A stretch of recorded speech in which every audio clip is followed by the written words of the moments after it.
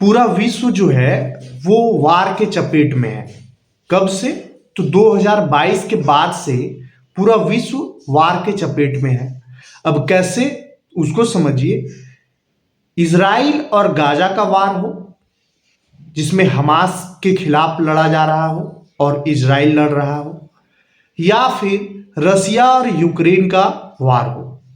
Russia Ukraine का भी वार जो है वो 3 साल से ऊपर चला। 2 साल होने को है इजराइल और गाजा का वार। गाजा पट्टी में रहने वाले आतंकवादी संगठन हमास को खत्म करने के लिए इजराइल जो है वो अपना हमला जो है वो तेज कर चुका है, और हमला तेज करने के साथ साथ गाजा पट्टी को पूरा का पूरा नाकेबंदी करके रखे हुए हैं, जिसमें किसी भी तरह का बाहरी सामान ना पहुंचाया जाए। बाहरी सामान में हथियार भी आता है, खाने पीने का सामान भी आता है, और दवा दारू भी आता है। और ये सब चीजें ना पहुंचाया जाए, इसके लिए पूरा का पूरा आपको बंद कर दिया है इजराइल ने। सेना उतार दिया है, और उनका स्टेटमेंट भी है कि जब तक हमास घुटना नहीं टेक देता है तब तक हम पूरा इनको बर्बाद करके छोड़ देंगे। हमले तेज कर दिया है, जान माल की हानि हो रही है। उसी बीच में यूएन का रिपोर्ट आता है, और उसमें आता है कि 14,000 बच्चे अगले 48 घंटे में मौत के घाट उतार दिए जाएंगे अगर गाजा को दवा खाना नहीं पहुंचाया जाता है। तो अगर दुनिया उनके लिए मदद के लिए आगे नहीं बढ़ती है तो 14,000 बच्चे जो है वो मौत के चंगुल में आ जाएंगे। ये रिपोर्ट बहुत भयावह है, और ये अगर ऐसा होता है, रियलिटी में ऐसा अगर होता है, तो ये बहुत ही मानवता के आधार पे ये बहुत ही शर्मनाक होगा वर्ल्ड के लिए।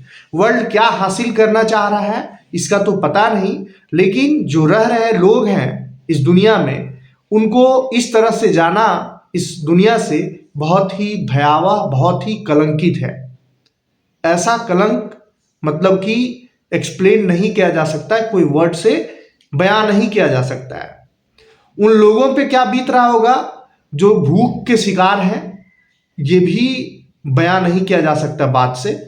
लेकिन अब समझने वाली बात यह है कि क्या जो ऑर्गेनाइजेशन यूनाइटेड नेशन इसी आधार पे बना था कि हम वॉर को रोकने में कामयाब होंगे। सेकेंड वर्ल्ड वॉर के बाद में 1945 में इसका इस्टेब्लिशमेंट होता है, और इस आधार पे होता है कि हम किसी भी तरह का अब वार नहीं होने देंगे। और 3-3, 4-4 साल से अगर कोई देश लड़ रहा हो, मर रहा हो, नरसंहार हो रहा हो, जान माल की क्षति हो रही हो, मानवता का हनन हो रहा हो, तो हाथ पे हाथ धरे क्यों बैठा है? क्या ये बस केवल रिपोर्ट जारी कर सकता है या रुकवा भी सकता है?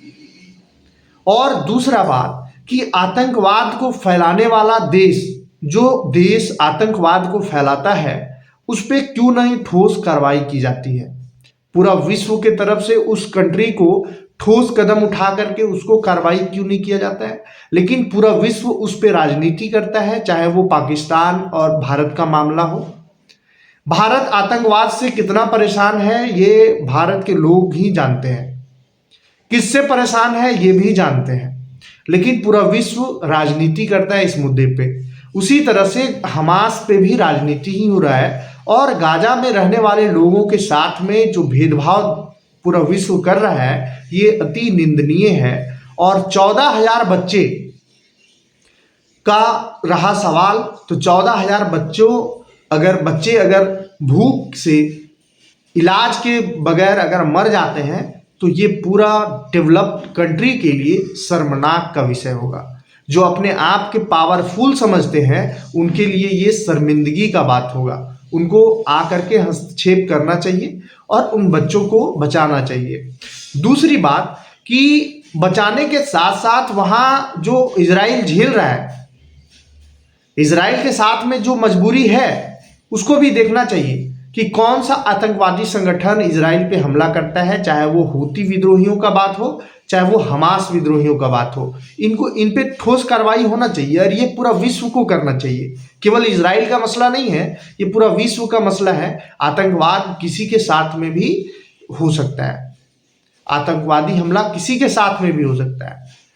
तो ये 14,000 जो रिपोर्ट आया था यूएन के द्वारा, वो केवल रिपोर्ट बन के रह जाएगा या इस पे कोई ठोस कदम उठाया जाएगा, ये देखने का विषय है। धन्यवाद।